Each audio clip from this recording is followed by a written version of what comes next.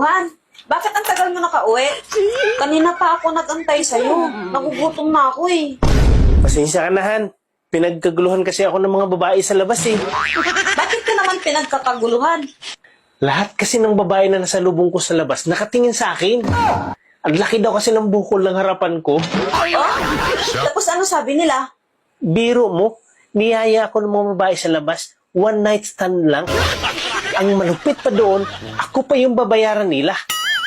Alam nila na sulit na yung ibabayad nila sa akin. Grabe talaga. Pinagkakaguluhan ako sa labas. Ang lupit talaga ng fighting spirit ko. Ay sus, nagyabang ka na naman. Hindi ba nila alam na lugi sila sa'yo?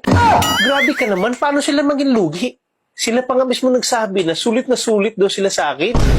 Ay hindi ba nila alam na itlog lang yung bumubukol sa'yo?